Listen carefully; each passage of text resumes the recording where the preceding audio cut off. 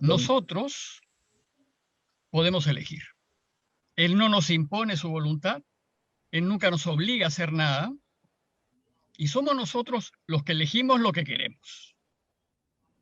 Somos nosotros, en cada decisión que tomamos, quienes decidimos nuestro futuro y quienes disponemos cómo queremos que sea nuestra vida. Y elegimos todo. Elegimos la pareja, elegimos dónde viviremos, elegimos todos los días estamos tomando decisiones. Pero en la vida, siempre que tomamos una decisión, se presentan dos caminos. O elegimos hacer la voluntad de Dios, y si lo hacemos,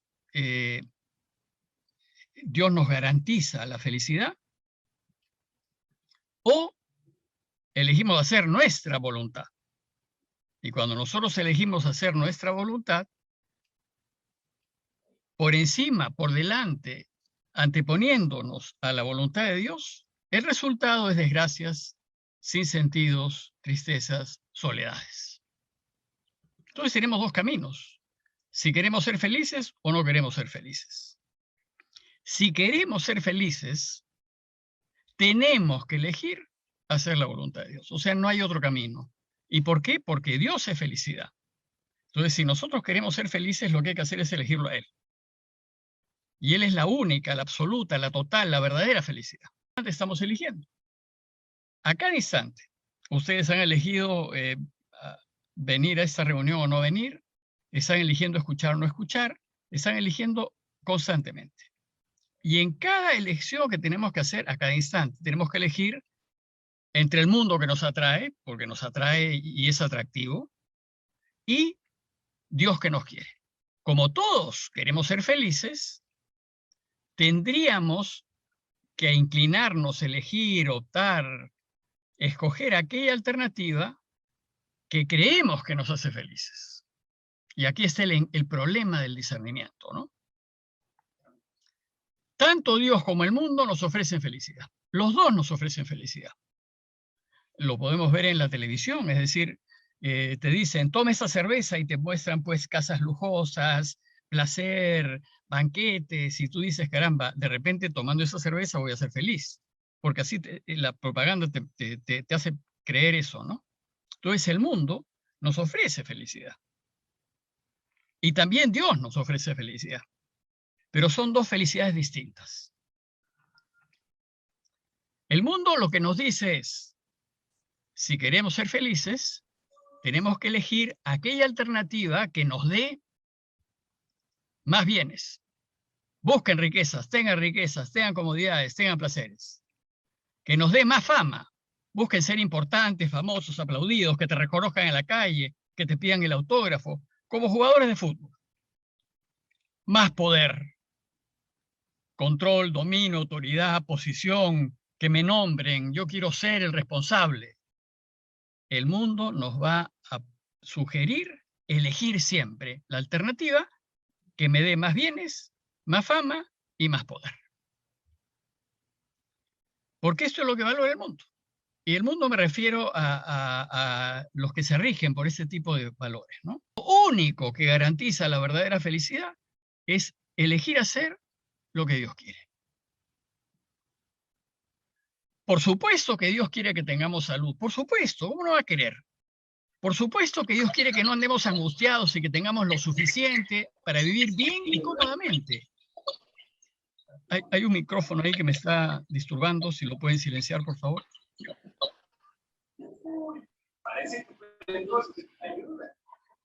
Perdón, ¿pueden apagar sus micrófonos, por favor? Bueno, pues les decía que por supuesto que Dios quiere que estemos bien. Él no quiere que pasemos sufrimientos y angustias. Todo lo contrario. Dios nos quiere, lo que quiere es que estemos bien, que tengamos salud, que no andemos angustiados para poder sobrevivir. No quiere quiere que vivamos dignamente. Eso lo quiere Él. Pues ¿qué padre no quiere esto para sus hijos? Pero el tener, el ser y el poder no son un fin que tenemos que buscar. Cuando nosotros tenemos como fin ser importantes, ser poderosos, ser vivir cómodamente, ahí nos equivocamos. El tener, el ser y el poder son un resultado, son una consecuencia de elegir hacer lo correcto. Cuando nosotros elegimos hacer lo que Dios quiere, Él nos va a dar lo que necesitamos para comer. Nos va a dar. El único fin que tenemos que buscar es hacer lo que Dios quiere. Y lo que Él quiere es que vivamos en la verdad, que practiquemos la justicia y que defendamos la vida. Eso es lo que Él quiere. Y entonces cuando tengamos que elegir, tendríamos que elegir siempre la alternativa en donde está la verdad. De ninguna manera una alternativa de medias verdades o medias mentiras, porque ahí no está Dios. La voluntad de Dios es doble. Ese es el mandamiento de Jesús, el único, ¿no? Y tiene dos partes, que lo elijamos siempre a Él y que elijamos hacer siempre su voluntad. Ese es el único mandamiento. Cuando Jesús le pregunta cuál es el primero y principal mandamiento, Él va a decir este. Que elijamos todo lo que sea verdadero, justo, noble, bueno, todo lo que sea a favor de la vida, porque Dios es verdad. Dios es justicia, Dios es vida. Es decir, Él quiere que lo amemos sobre todas las cosas.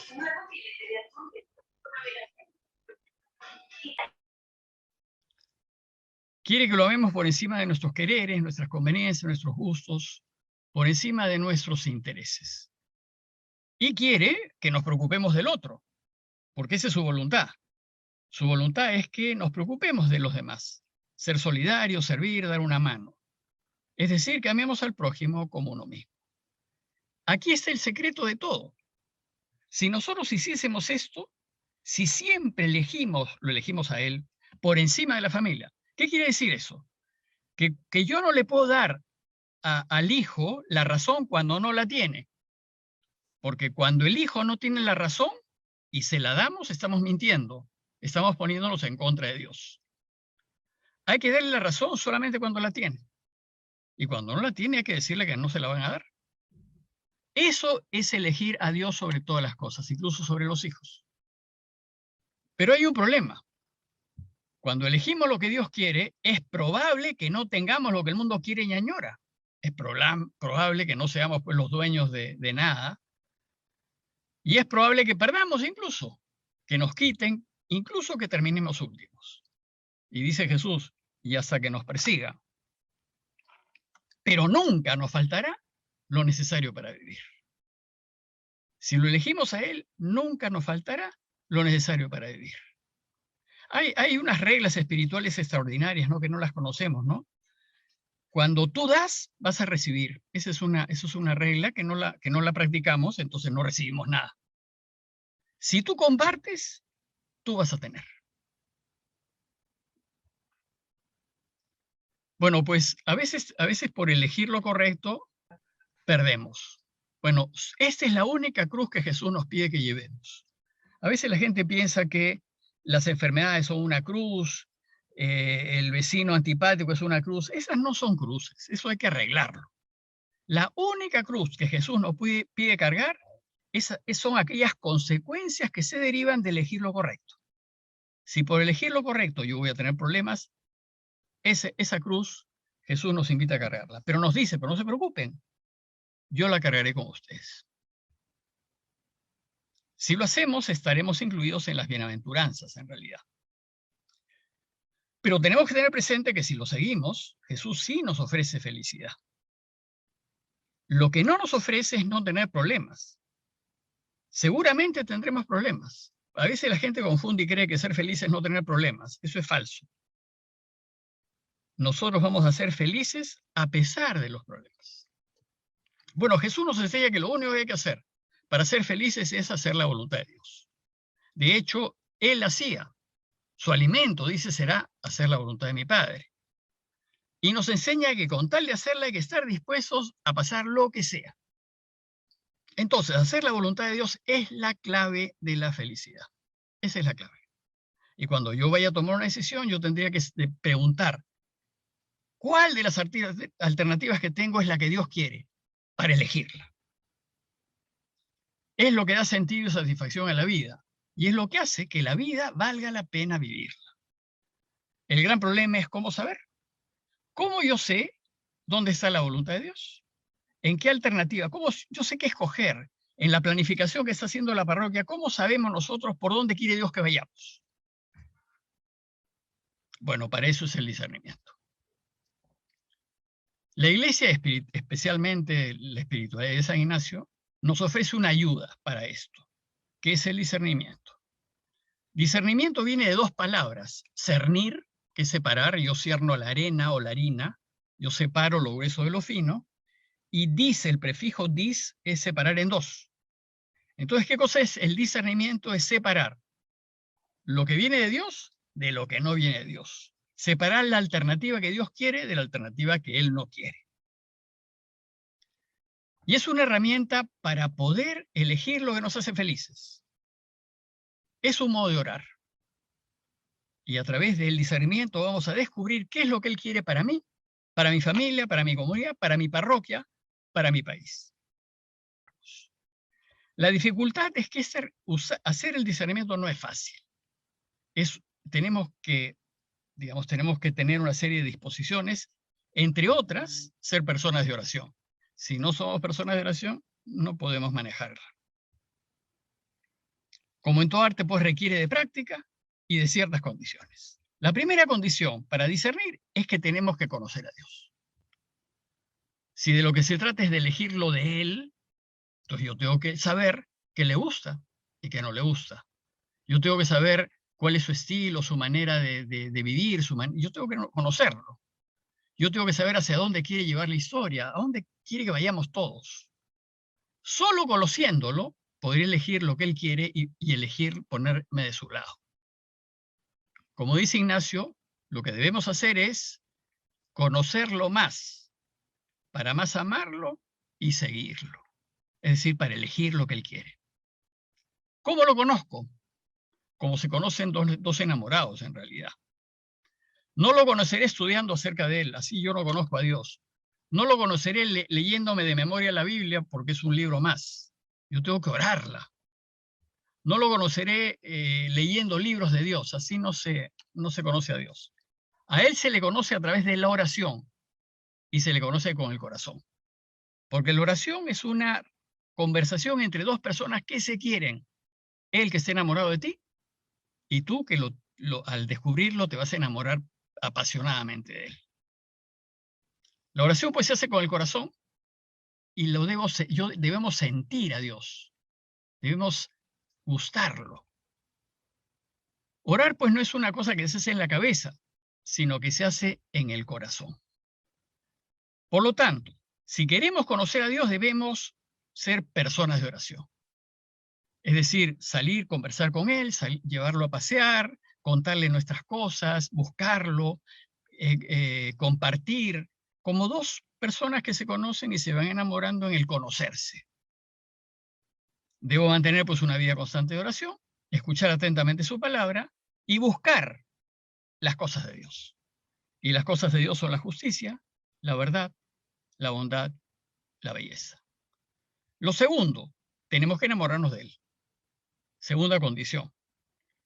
Debemos vivir enamorados del bien, de lo que es verdadero, de lo que es justo, buscar siempre lo correcto. Vivir enamorados de la vida y querer que todos vivan, y que vivan bien y felices, no ver a nadie sufriendo. Debemos procurar hacerle al otro la vida feliz. Debemos perder la cabeza por Dios y por sus cosas. Cuando me enamore, entonces voy a querer complacerlo, como sucede en cualquier enamoramiento.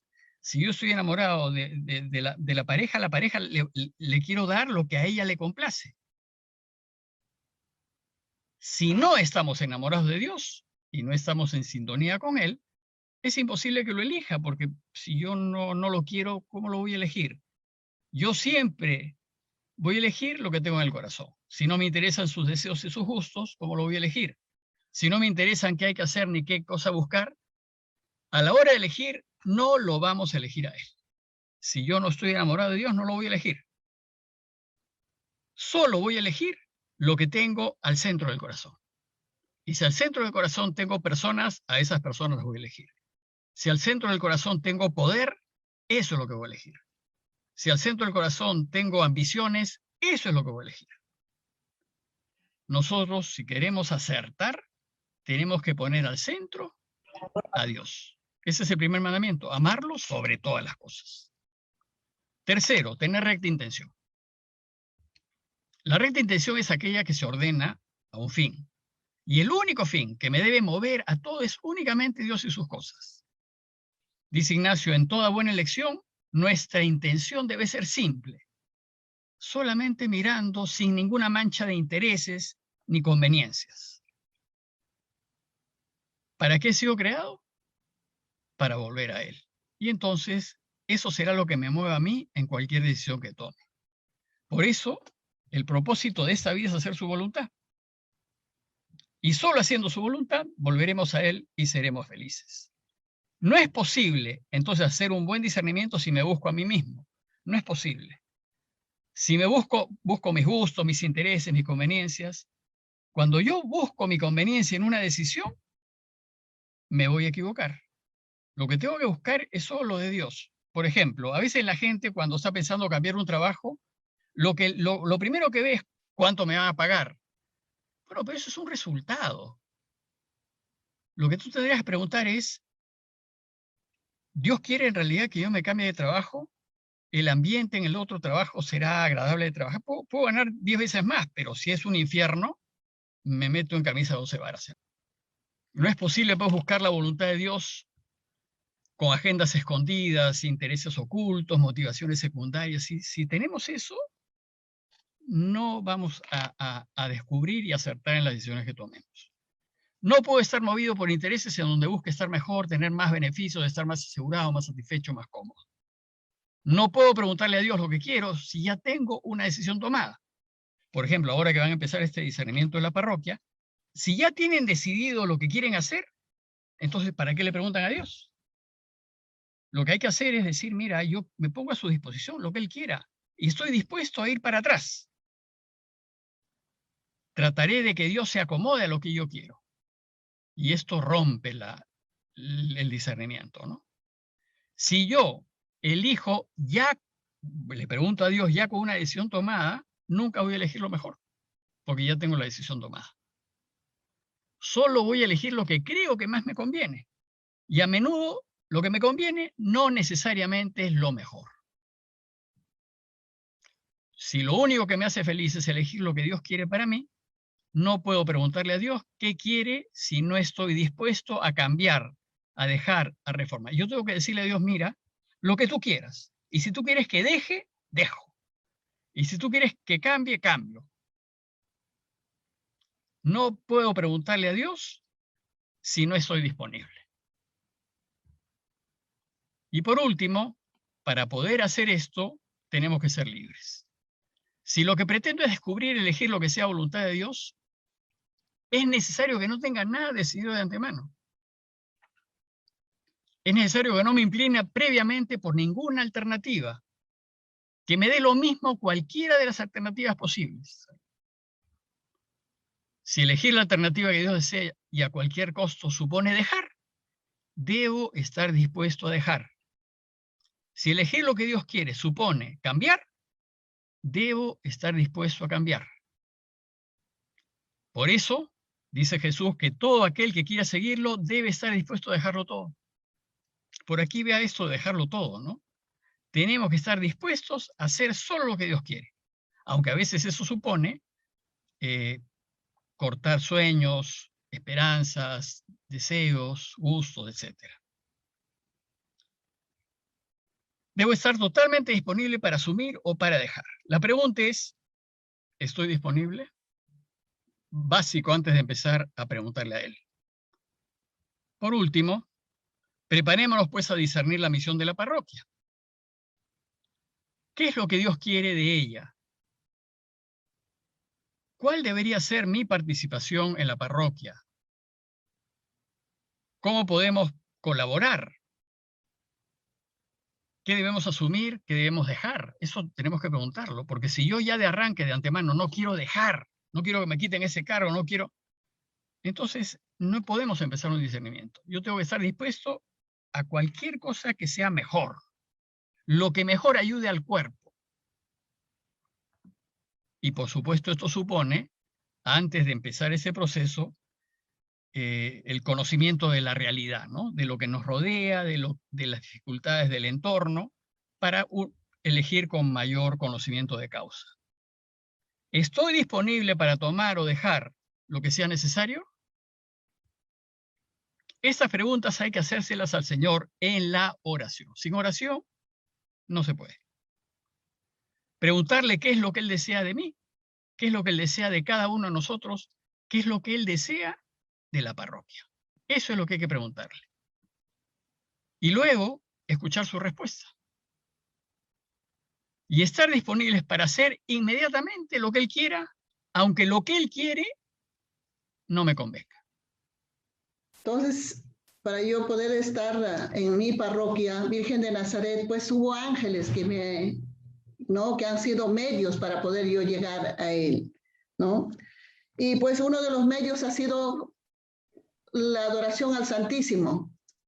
A mí me impactó mucho y como que yo me he ido a enamorar poco a poco de Jesús. Aprendí a conocer a Él y como que había un vacío en el corazón y que el Señor llenó mi vida con su amor. Y creo que es por eso que estoy en esto hasta hoy en día. Como dice, fiel a Él, ¿no? Fiel a Él, respondiendo quizás a ese llamado con muchos compromisos, como acaba de decir el Padre Miguel, ¿no? Desde mi San Judas, como animadora, ¿sí? Es bien cierto, como responsable, trabajando duro, ¿no? Para sacar adelante, para mejorar nuestra capilla, ¿no? Para apoyar a nuestra parroquia. Como bien dice Miguel, me enamoré del agustino, y es que desde aquel año ya han pasado 8, y continúo todavía en algunas actividades, ¿no? Hasta marzo estuve trabajando en el socio deportivo, y también estuve en el programa de educación alternativa, bueno, y ahora continúo en el equipo de espiritualidad. Y todos estos momentos, estas palabras, estos gestos que yo pude encontrar ahí en abundancia, fueron los que me ayudaron a discernir, a poder continuar con todo esto, ¿no? Y a lo que me ha llevado también para profundizar más y ayudarme también a tomar la decisión de especializarme en lo que son derechos humanos.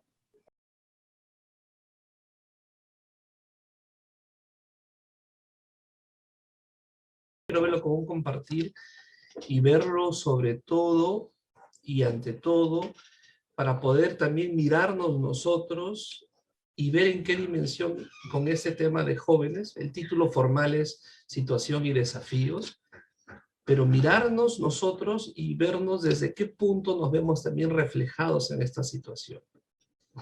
Podemos tener 40, 50, 60 años o ser jóvenes y mirar esta situación, mirar esta realidad desde donde estamos y poder comprenderla. Esta es una aproximación. Siempre en ciencias sociales se utiliza esa palabra, aproximación a una realidad concreta, ¿no? En este caso, los jóvenes. De antemano digo, y lo dijo el Papa Francisco en uno de sus discursos, y eso lo recogió luego Christus Vivit, dijo, la juventud no existe, ¿no? Y lo repetimos a veces por ahí, ¿no? Y es un poco chocante escuchar eso. Dijo, la juventud no existe, existen jóvenes, dice, rostros concretos, personas concretas, historias concretas. Compartir sobre este tema, vamos a profundizar, eso sí, va en ese sentido, ¿no? De poder reconocernos también a lo largo de este tema. Vamos a ver, el siguiente. Entonces, de antemano hay que plantearnos dos preguntas en ese sentido, en el marco de lo que yo estoy compartiéndoles en este momento. La primera pregunta es, ¿qué sabemos de los jóvenes? ¿Qué sabemos? Muy probablemente en tu hogar, tu vecino, en la misma capilla donde estás con jóvenes, me dejo entender, estoy con jóvenes, ¿no? Al costado hay uno probablemente en este momento. Pero ¿qué sé de él o de ella? ¿Qué sé en general de los jóvenes? Y sobre todo, ¿qué significa ser joven hoy, concretamente 2021, luego de casi ya año y medio de pandemia, ¿no? Cerca del año y medio. Eso lo podemos ver a nivel nacional en el Perú o a nivel distrital en el distrito. Creo que estas son dos preguntas claves. Yo dejaría el tema en esas dos preguntas, para conversar, para decir, para ver, para compartir qué sabemos realmente de los jóvenes, ¿no? En ese sentido, ¿no? Ahí con esos ojitos curiosos, que es mi propuesta, de mirar esa realidad, cómo podemos aproximarnos, ¿no? Cómo podemos, qué tipo de lentes voy a ponerme, voy a decirlo de alguna manera, ¿no? Para poder aproximarme a esa realidad. Entonces, hay varias maneras. Voy a proponerles ahorita de manera general varias entradas por la cual yo puedo entrar al tema de los jóvenes. Primero por áreas. Puedo entrar por el tema del empleo, puedo entrar por el tema de la salud, puedo entrar por el tema de la educación. Últimamente, recordemos por ejemplo las marchas del año pasado, participación política. Yo detrás puedo pensar por qué salieron unos y otros no. Y otros temas en torno a áreas, ¿no? Si hablo de empleo, puedo hablar de una u otra cosa, ¿correcto? Sectores, también puedo entrar al tema de los jóvenes desde ciertos sectores, ciertos ángulos, universitarios, universitarias, ¿no? Yo creo que eso es importantísimo. A ver, voy a hacer una cosita aquí. Ahora sí, ya está. Universitarios, universitarias. Juventud popular urbana o juventud urbana en general. ¿Cuántos o qué porcentaje de jóvenes viven en ciudades? Y no necesariamente los urbanos son grandes ciudades. Megalópolis como Lima, ¿no? También hay ciudades pequeñas a lo largo de toda la costa del centro del Perú, por ejemplo. Juventud rural, ¿cómo definimos qué es juventud rural? ¿Qué características tiene? Mujeres jóvenes, que es todo un tema también en el país. Ya van a ver por qué. Mujeres jóvenes, ¿dónde están? ¿Qué están haciendo? Los sectores, puedo entrar por los sectores, puedo entrar por áreas. También puedo entrar en estos últimos, uno puede decir, 5 años, 10 años, inclusive 25 años, desde el auge del reconocimiento de ciertos discursos, ¿no? De ciertas narrativas, de cierta lógica, vamos a decirlo así, que se está desarrollando. Desde las diferencias sexuales, puede ver el tema de género, el tema de comunidades LGTBI, cuestiones étnicas, ¿no? A eso se aproxima, por ejemplo, joven rural, es igual desde el tema, o desde el tema del discurso étnico, puede coincidir, como no, cuestiones generacionales, ¿no? Hay una manera de definir a los jóvenes según generaciones. Últimamente hablamos de los millennials, de la generación Z, nos ayuda a aproximarnos, ¿no? A una realidad, aunque no es igual de país a país, y diría que dentro del país tampoco es igual decir un joven, según su generación o su edad de Lima, comparado con uno de Iquitos o uno de Cusco. Y también en general cuestiones culturales, que tiene que ver realmente el tema del joven, calza perfectamente con una palabra, ¿no? Construcción de su identidad. Otra manera de entrar al tema de los jóvenes, comportamientos juveniles, es el quehacer. Diría, ¿qué están haciendo? ¿Dónde están? ¿No? Y ahí hablamos de un término que se ha investigado muchísimo en los últimos años, culturas juveniles. ¿Qué son las culturas juveniles? ¿Qué características tienen? ¿Por qué unos jóvenes pertenecen a unas? ¿Por qué a otras? El tema del deporte también es un tema clave. Participación en general, no solo políticas, participación civil, podemos decirle. ¿Con qué se mantiene ligado una joven o un joven? ¿Qué lo motiva realmente? Y también en comportamiento juvenil el tema de la violencia. Ojo, luego voy a hablar otra vez del tema de la violencia. Y otros autores dicen que también, como una especie de alerta, están los 4 jinetes del apocalipsis en torno al tema de los jóvenes. Está la violencia, que ya mencioné, la delincuencia, el tema de las drogas o las adicciones y el tema de la sexualidad, ¿no? Miren que el tema de la sexualidad aparece también desde otra mirada y también desde esta otra mirada. Entonces, ¿cómo lo vemos nosotros? ¿No? Y lo digo porque estos 4 más los anteriores, retrocedo un poquito, por ejemplo, estos de comportamiento o estos de los discursos, es desde donde yo estoy mirando. Eso es lo más importante. ¿Qué me estoy diciendo yo y cómo estoy entendiendo? inclusive las cosas que pienso y no digo, ¿no? Al final son las que a veces más definen cómo nos relacionamos con el mundo de los jóvenes y también con otros temas. Entonces, ¿qué es culturas juveniles, no? Las culturas juveniles tenemos que pensar en una articulación de un conjunto de elementos que le dan sentido, que le dan o van construyendo identidad, y esos son las generaciones, o sea, edades, el tema del género, que en algunas culturas juveniles resalta más, el tema de la clase o posición. Yo prefiero hablar más de la posición social que la clase social. El tema de clases, teóricamente hablando, a veces no responde mucho a la realidad latinoamericana. El tema de la etnicidad, color de la piel. El tema de las familias. A ver si por ahí ponemos ejemplos de familias. Entonces las culturas juveniles se van articulando en torno a estos elementos, ¿no? Y en torno a donde el joven de alguna u otra manera busca con qué se identifica, con qué se siente seguro, y también más o menos, adelantando un poquito la materia, por qué cosas apuesta, ¿no? O qué cosas le dan sentido a su vida. Entonces, la definición que yo voy a usar para definir un poquito, aproximarnos a este tema de qué es un joven, pues, o qué son los jóvenes, pues es una construcción social e histórica en disputa. No está acabada, no está terminada, no es una definición de diccionario, que yo agarro un libro y a ver qué es un joven. No, no existe. Hace más o menos años, 50, 60 años, no existían estas definiciones, no existía este campo. Inclusive las ciencias sociales, este es un campo de investigación que sigue en construcción, no está completamente terminado. Se está investigando más. En algunos países ni siquiera es parte de la agenda pública o de la agenda de investigación, pero va abriéndose camino. Y cuando decimos que es construcción social e histórica en disputa, es porque en este momento se están abriendo caminos para entender quiénes son los jóvenes y por qué hacen lo que hacen o por qué piensan como piensan. Y es una construcción social e histórica en disputa. Y voy a agarrar solamente el tema, a ver, no sé si alcanza el tiempo del mercado, ¿no? ¿Qué vende el mercado? Piensen en la ropa. ¿Qué ropa consumimos en general? No solo los jóvenes, los adultos. ¿Y por qué la idea de la eterna juventud es un sentido en el mercado, sea capitalista o no, la mirada que tengamos? ¿Cuál es el tema ahí, no? La valoración. ¿Cuál es la valoración que le da el mercado a ser joven? ¿Y qué características tienen o, yo diría inclusive, imponen? Hay todo un tema detrás que es la globalización, que ya no vamos a entrar por un tema de tiempo, pero hay que pensar.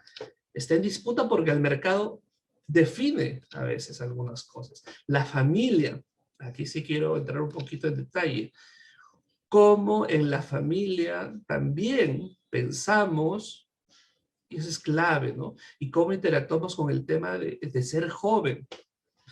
Una cosa es que existan jóvenes en su casa y otra cosa es entender realmente en qué dinámicas están puestos y con qué lectura, con qué filtro yo voy a entender o comprender, en el mejor de los casos, la situación en la que están, lo que están sintiendo, lo que están deseando.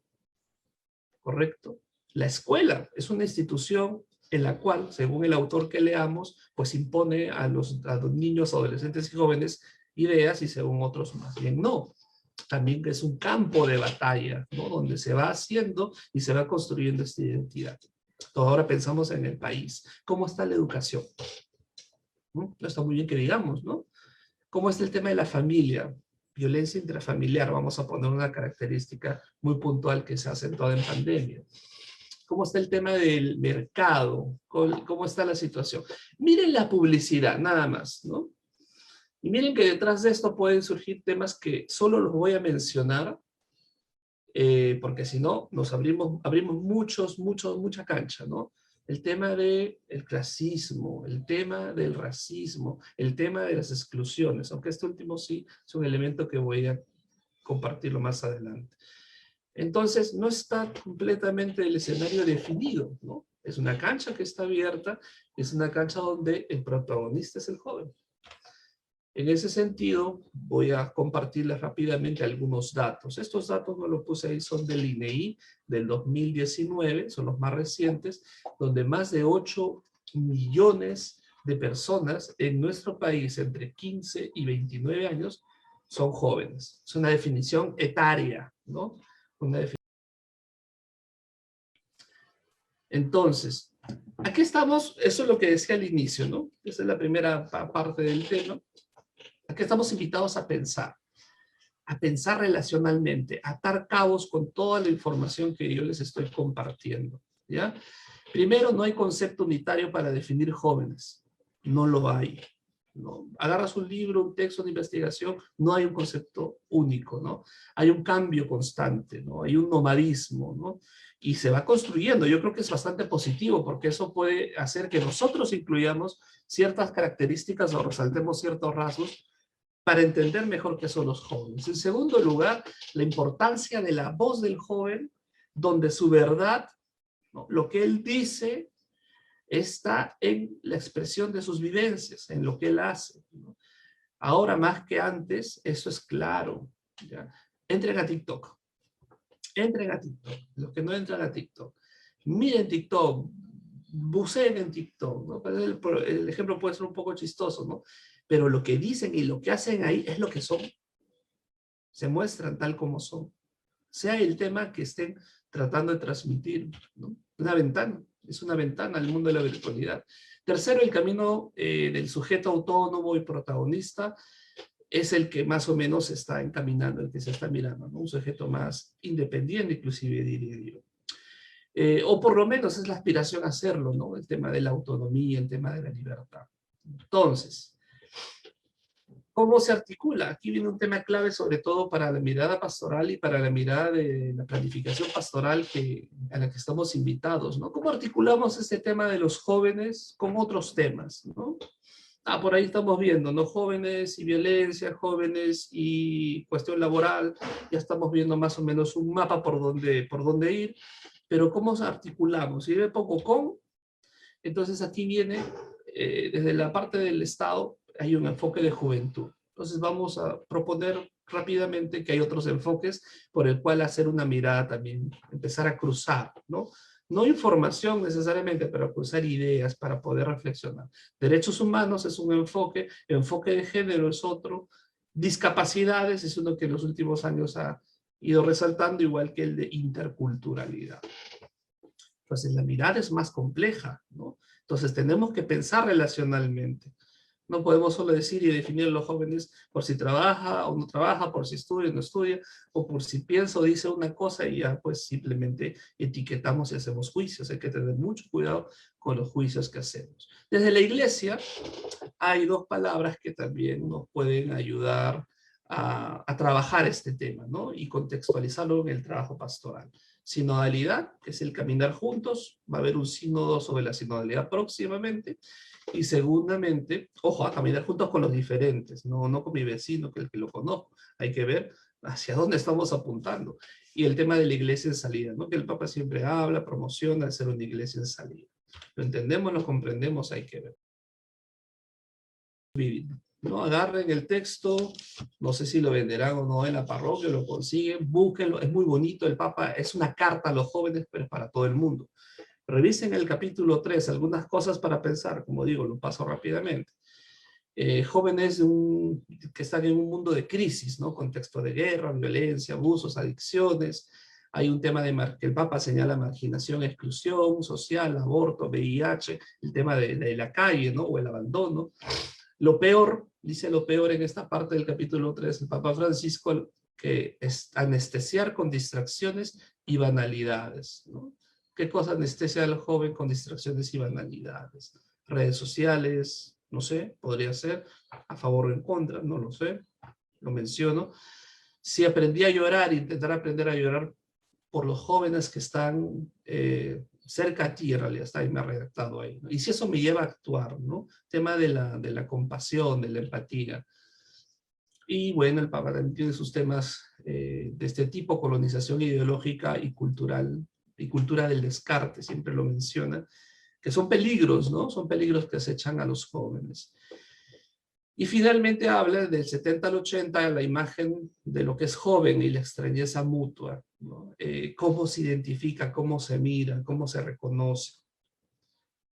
Finalmente, y en la parte donde tal vez uno podría detenerse más, ¿cuáles son los deseos, las heridas y las búsquedas de los jóvenes? ¿No?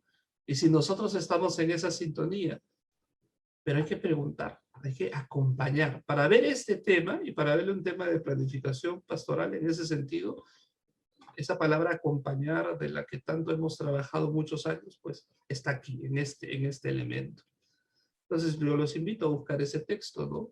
Si quieren hacer círculos de estudio o a rezarlo, como quieran, pero van a encontrar cosas muy interesantes. Punto previo a la parte final. Desde otro ángulo de lectura se habla de un mundo VICA en general, en todo a nivel global, ¿no? Que lo estamos viviendo, lo vemos sobre todo en los medios de comunicación, que es un mundo volátil, incierto, complejo y ambiguo. Volátil porque hay cambios rápidos, impredecibles y constantes. Ahí es donde el joven está construyendo su identidad, o por lo menos va a tratar de cotejarla. Incertidumbre, ¿no? Es no saber todo lo que pasa o todo lo que hay y en todo el tiempo, ¿no? ¿Cuánta información, por ejemplo, ahora que estamos en etapa política electoral, hay? Montones, y no podemos ver todo, y nos genera eso, mucha incertidumbre. El joven, ¿cómo sentirá esa incertidumbre? Complejidad, que hay un mundo interconectado e interdependiente e independiente. Miren el tema de Internet, de tanto los peligros, pero sobre todo las apuestas y los alcances. Tampoco es un tema que he querido incluir, pero es interesante mirar, ¿no? Solo les diré que en esa interconexión pues se van construyendo también muchas cosas. Y un mundo ubica de la ambigüedad abierto a más de una interpretación. Por eso le decía, esa lectura que nosotros tenemos de la realidad juvenil es única, cada uno con qué cosas las filtra o las matiza, y cómo eso implica explicar ciertos fenómenos que pasan, ¿no? Los y las jóvenes, yo creo que esta es la parte central de mi compartir, los y las jóvenes narran a través de sus prácticas el declive de una sociedad, ¿no? Miremoslo a nivel local, el agustino, o a nivel nacional, el declive de una sociedad que no escucha, no ve y no dialoga. Suena drástico, dramático, ¿no? Pero muchas veces es así como la sociedad se comporta en conjunto, como nos relacionamos, ¿no? No escucha, no ve. Frente a esto, pues no todo es malo, feo. Hay unos retos que podemos mirar, que podemos ir asumiendo en torno a este tema, ¿no? Esta fotito es de los 90s. Y el primer reto es encontrar, pensando en el tema de los jóvenes, encontrar un lugar en el mundo para ellos, que ellos encuentren también un lugar en el mundo, ¿no? Dice, de una gran parte de los jóvenes de nuestro continente, de nuestro país, que enfrentan todos los días, día a día, si viven o sobreviven, cómo se sienten, ¿no? Y encontrar ese lugar en el mundo es importante, ¿no? ¿Has encontrado tu lugar en el mundo? Es una pregunta fuerte, es una pregunta de fondo. Segundo, lograr combinar las tareas y las satisfacciones personales, ¿no? Lo que yo soy, lo que yo siento, mis realizaciones, el amor, el trabajo, el estudio, las inclinaciones particulares, pero con intereses más públicos, más cívicos, con la necesidad de conocer el mundo en el que vivimos, ¿no? No solo es un individualismo y decir, sí, estoy yendo bien, ¿no? Hay que saber combinar, ¿no? Esta dimensión más personal y la más social. Es un bonito reto, un bonito desafío. Tercero, tomar conciencia de las claves de este sistema capitalista que estamos viviendo, ¿no? ¿Y qué maneras de vivir genera? ¿Qué maneras de vivir difunde y mantiene, ¿no? El dinero, la aceptación y otras cosas muchas veces pasan por entender este tema del sistema capitalista. 4, vivir la conciencia que se está adquiriendo como un conjunto, pues que son de ideas, de convicciones, y que esto lleva a una actuación, ¿no? O sea, es ir incorporando elementos que me identifican. Me dice, yo voy a luchar por eso, yo creo en eso, yo salgo a la calle por tal motivo, ¿no? Puede ser inclusive las instituciones clásicas desde la familia, o nuevas apuestas que están viendo, nuevos espacios. Quinto, darle permanencia a las transformaciones conquistadas. Eso más para los jóvenes. ¿Qué cosas están conquistando con las cosas que hacen? ¿Qué tipo de libertades están accediendo, ¿no? Es darle permanencia a esas transformaciones conquistadas y convertirla en guías de juicios, de acciones, motor de actividades, tanto para la vida cotidiana como para las cuestiones más de fondo, ¿no? En la iglesia, me pregunto esto, ¿no? ¿Qué cosas son ya transformaciones conquistadas o estamos en ese camino? Sexto y penúltimo, saber organizarse, el tema de la colectividad, ¿no? Que es ahora más orgánica, es más horizontal, es clave, no puede ser conjunto de jóvenes y de rostros por ahí que van por el mundo, ¿no? Sino se juntan en torno a un ideal, a un sentido, a un querer. Y finalmente, practicar la solidaridad, el salir de uno, ¿no? Como ley, que es la ley primera, yo diría, de los intercambios, ¿no? Entre las personas, las relaciones, cómo yo reconstruyo mis relaciones con los demás, los jóvenes, cómo construyen esas relaciones. Y ahora sí, la última, y con esa me despido, hay una cita de una cientista social mexicana que dice así: los jóvenes buscan un significado más allá de las expresiones institucionales, ¿no? Expresión institucional que puede ser la familia, la escuela, u otra que, por ejemplo, a ustedes se les ocurra en este momento, ¿no? Que a su juicio no tienen ningún sentido. El joven se siente a veces eso, ¿no? Nadie le entiende, nadie le comprende, o simplemente, como decían los de Senajo, no sienten un bienestar porque hay cosas que fallan. Por lo que su desencanto, surgen nuevas formas de organización, de participación política y de comunicación. Yo resaltaría las tres por igual. ¿Cómo te organizas como joven? ¿Cómo participas políticamente? ¿Cómo te involucras? Lo que implica un colectivo. ¿Y cómo te comunicas? ¿Qué es lo que quieres comunicar? Y ahí las redes sociales son, pues, muy buenos ejemplos para eso. Aunque este desencanto se manifieste indignación, rabia, tristeza, una vez que le añadamos una dimensión política u organizativa, yo también diría, se convierte pues en agencias, algo que te moviliza, algo que moviliza a los jóvenes. O pasa a ser un desencanto activo, o sea, no es alguien que se queda con los brazos cruzados, ¿no? Bien, eso es todo el tema y ha sido un planeo en realidad, ¿no? Pero el objetivo que yo quería es que por lo menos usted les mueve interiormente por dónde nos podemos reconectar con esta realidad de los jóvenes. No solo son números, no solo son generaciones, sino ustedes ven que hay mucha significancia detrás. Muchas gracias. Presentarme, soy Evelyn Milagros, Guayana de Janampa. Soy catequista de la parroquia Virgen de Nazaret hace 5 años. Como también lo mencionaron, soy profesora y también justamente más o menos conozco los temas que ha tocado Milán. Mi especialidad es en área de ciencias sociales. Y ahora, con respecto a mi experiencia como joven, mi edad sí va con ese rango que Milán mencionaba de una encuesta, creo que por ahí decía. Tengo 24 años. Voy a empezar primero como mi experiencia como joven que vive en el Agustino. Bueno, cuando era niña, uno vive un mundo donde no se da cuenta de la realidad. Cuando fui creciendo, me fui dando cuenta de que a qué distrito pertenecía, cómo era la realidad de mi distrito. O sea, para mí, ir Puente Nuevo era otro mundo. Para mí era lejísimo. Dije, qué miedo me daba. Siempre iba con mi hermana mayor. Pero mientras iba creciendo y me cambiaba de colegio, ya llegaba la pubertad, me daba cuenta de que no, quedaba muy cerca de mi casa. Y que quizás había un entorno diferente a lo que yo veía por mi casa. Yo vivo cerca de un cementerio. Ya, era un poco diferente a mi colegio que quedaba por Río Agüero.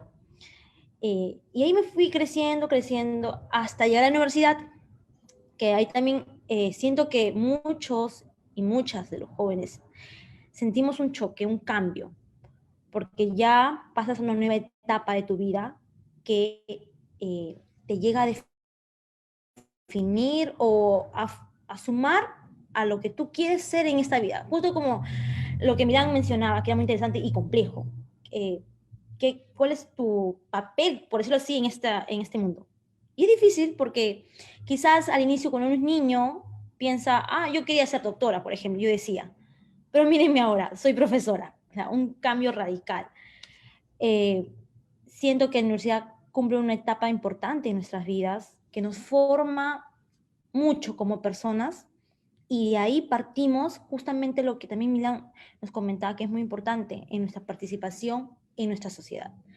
Yo siento que los jóvenes hoy en día, poco a poco, hablando del Bicentenario, estas conquistas sociales que se han logrado a lo largo de estos 200 años, creo que la juventud, no sé si está bien dicho, pero estamos poco a poco tratando de que se mantenga y que justamente esa sociedad que a veces no nos escucha,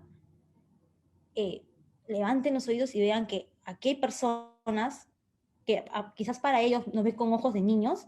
Nosotros tenemos derechos, reconocemos nuestros derechos y sabemos nuestros deberes y queremos un mejor futuro. Claro ejemplo de ello, también Milán me hizo recordar a la ley Pulpín, cuando no nos hicieron, o sea, creían que con lo que ellos proponían nosotros nos íbamos a quedar callados. A esa época yo era bien más joven, tampoco comprendía bien, pero uno se va enterando, ¿no? Y ahora que ya soy todavía una profesional, me doy cuenta de la importancia de ello.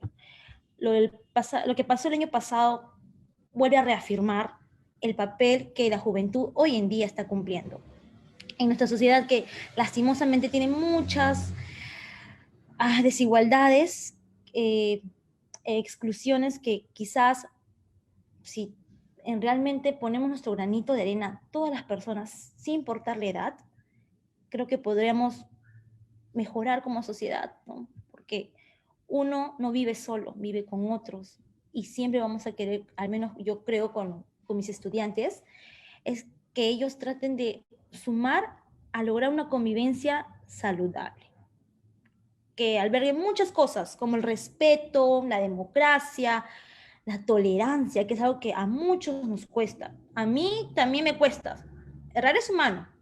Y siento que ahí en esos pequeños aspectos que les menciono, siento que estamos poco a poco en vías también de desarrollo, así como está nuestro país, aunque hemos retrocedido, ¿no? Pero estamos ahí, en vías.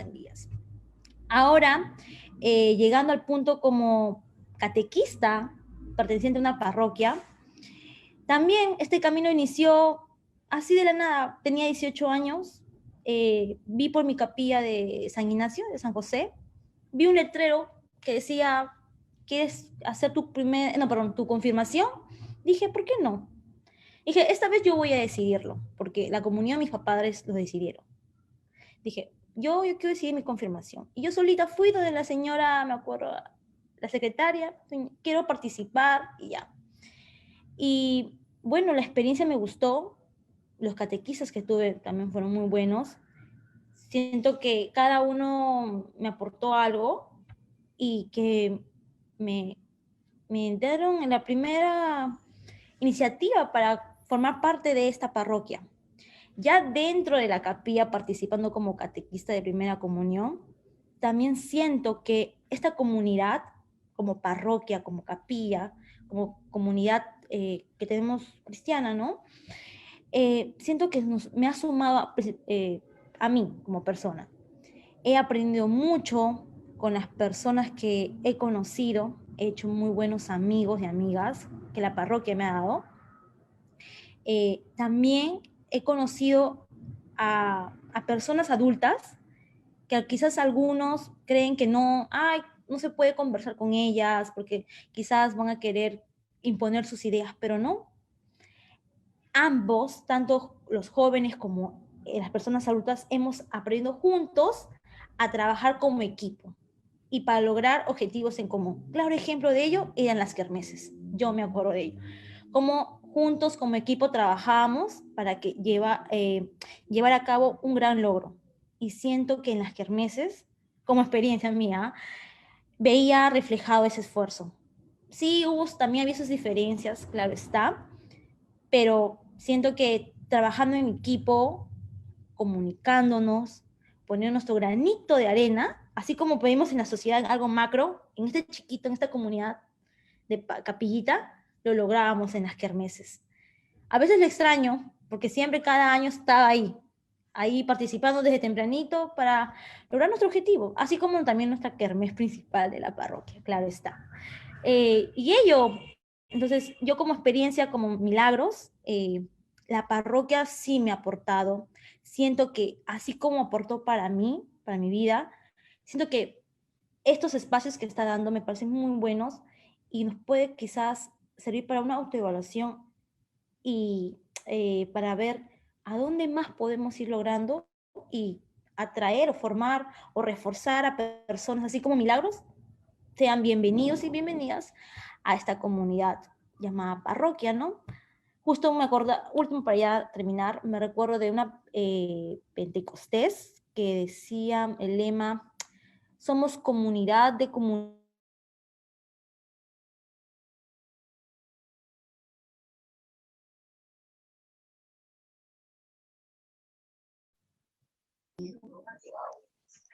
Mamacita, ya te di. Evelyn, vamos a esperar un poquito a que regrese su señal.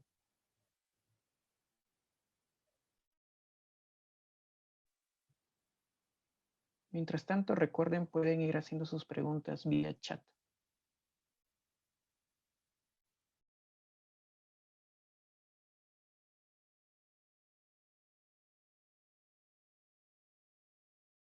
Unidades, algo así.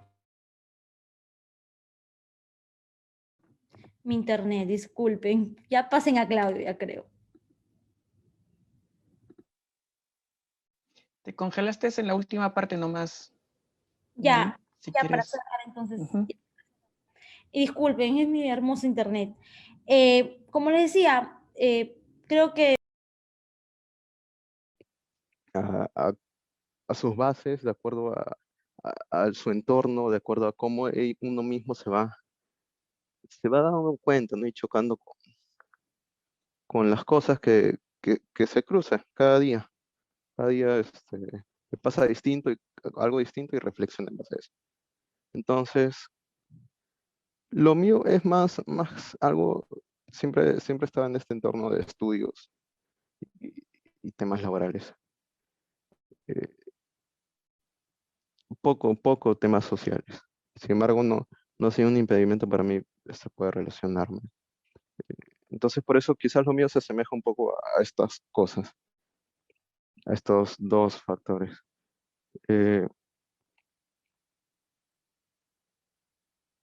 Cuando yo entré a la parroquia, en realidad fui llevado de alguien, una señora que no conocía, que está en la capilla, me dijo, entra a confirmarte. Yo no me había confirmado, eran 19 años y no me había confirmado. Entonces me agarró de la oreja y dijo, entra a confirmarte. Y un momento donde me convenció y me di cuenta de algo que cuando tenía menor de edad, lo veía con otros ojos.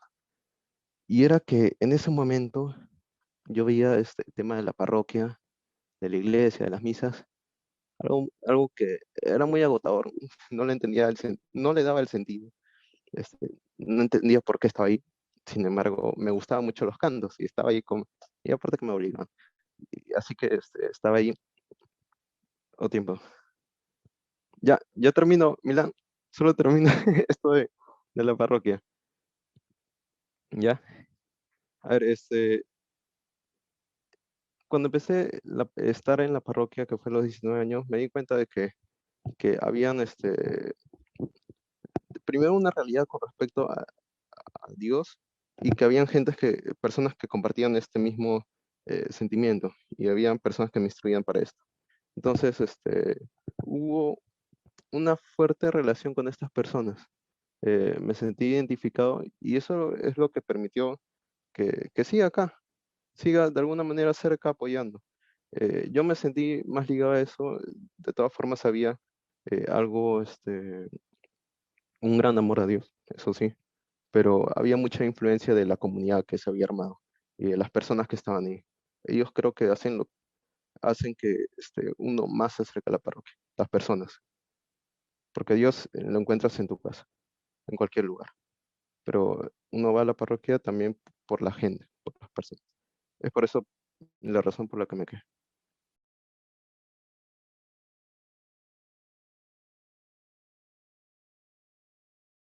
Resultados oficiales, ¿no? Y según esos resultados oficiales, en el escenario legislativo, el futuro Congreso va a ser el Congreso más fragmentado en lo que va del siglo, ¿no?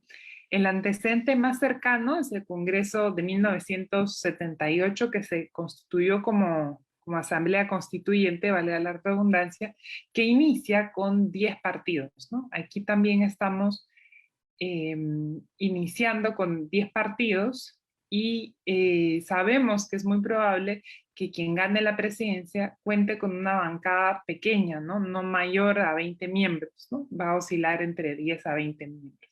¿Esto por qué es importante? Porque la dinámica legislativa va a sin duda condicionar la dinámica del Ejecutivo, ¿no? Este pequeño grupo parlamentario no va a poder bloquear la vacancia presidencial, no va a poder vetar leyes ni impedir cambios en la Constitución, y además siempre existe el riesgo de que más grupos se formen o haya gente que renuncie a un partido y se vuelva independiente o se agrupe con otros, o ya lo hemos vivido antes, ¿no? Entonces, disidencia y fragmentación son algunas de las características del comportamiento del legislativo, ¿no?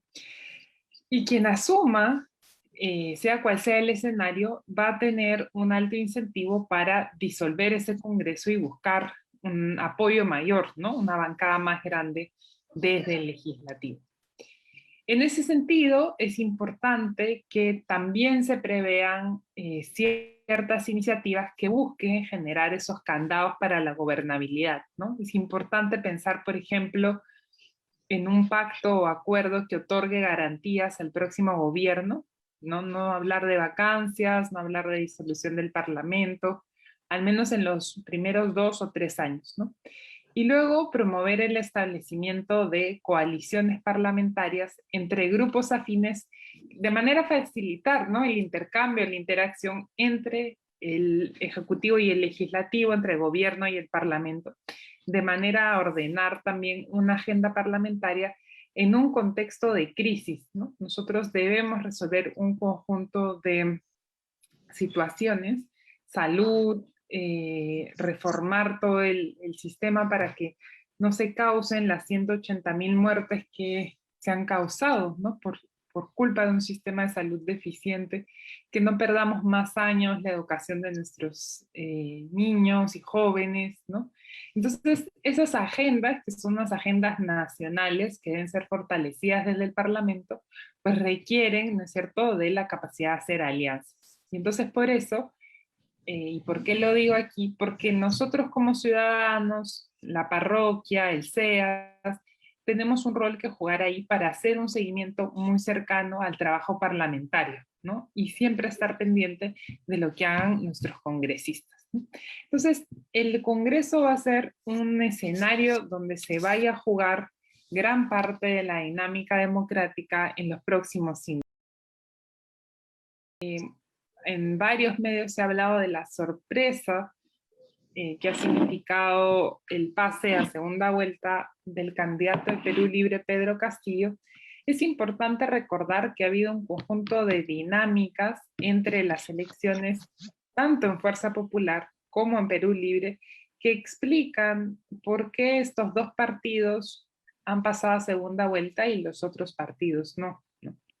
Y entonces, creo que hay 3 cosas que son bien importantes. Ambos partidos han hecho un trabajo territorial, es decir, han buscado generar un trabajo desde sus territorios, un trabajo que tiene que ver con vincular a la gente en la política, más allá del momento meramente electoral, ¿no?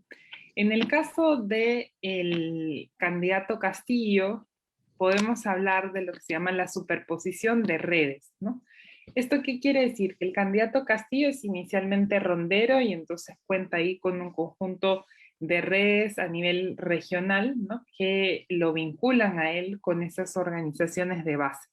Lo segundo, el candidato Castillo fue el líder de una huelga magisterial en el año 2017 que le permitió tener una plataforma nacional, ¿no? Y finalmente fue un candidato invitado por el Partido Perú Libre, lo cual también le otorgó una plataforma nacional, ¿no? Entonces, entre el 2017 y el 2021, él ha venido, digamos, continuando con esta labor sindical a nivel nacional, y son las redes de maestros, docentes, y las redes del propio partido las que han hecho el trabajo, lo que nosotros llamamos en ciencia política el trabajo político, ¿no? Es decir, convencer, hacer campaña, y todo esto le ha permitido pues tener una campaña mucho más presente a nivel nacional que la que han podido tener otros candidatos que han hecho esencialmente campaña en Lima, ¿no? En el caso de la candidata Fujimori, el fujimorismo opera como una constelación partidaria, ¿no? Es un partido que ha tenido mucha presencia en el Parlamento,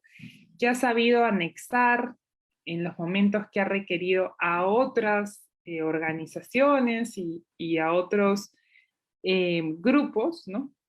Y eso también le ha permitido tener, pues, una plataforma organizacional más competitiva en las elecciones, ¿no?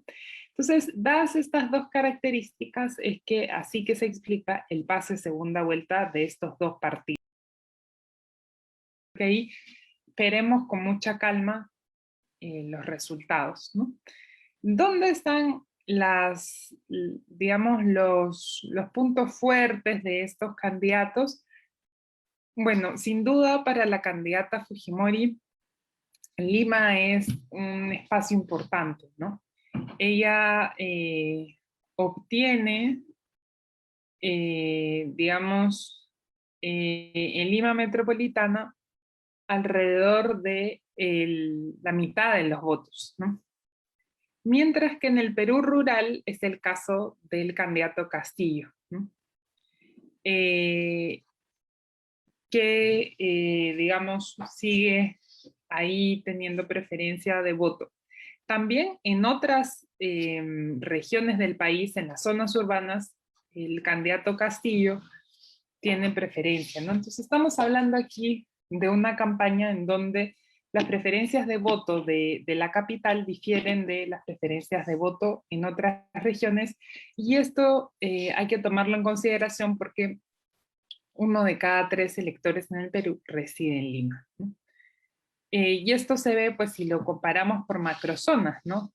En la candidata Keiko Fujimori de Fuerza Popular tiene mayor presencia en las macrozonas norte y en la capital, y el candidato Castillo tiene presencia sobre todo pues en el centro, ¿no? Donde tiene ahí 20 puntos de diferencia, en el sur donde tiene casi 40 puntos de diferencia, ¿no? Y en el oriente donde también tiene 18 puntos de diferencia, ¿no? Entonces, esto es bien importante, ¿por qué? Porque estamos ante una elección altamente polarizada que debe ser leída en clave territorial y que muy probablemente se defina, ¿no? Por lo que va a pasar por entre, sí, en la 39% considera que de las promesas que ha hecho la candidata Fujimori va a cumplir solo una parte, y 43% considera que no va a cumplir, ¿no? En el caso del candidato Castillo, 48% cree que va a cumplir con una parte y 29% que no cumplirá. Entonces hay mucha desconfianza frente a nuestros representantes, ¿no?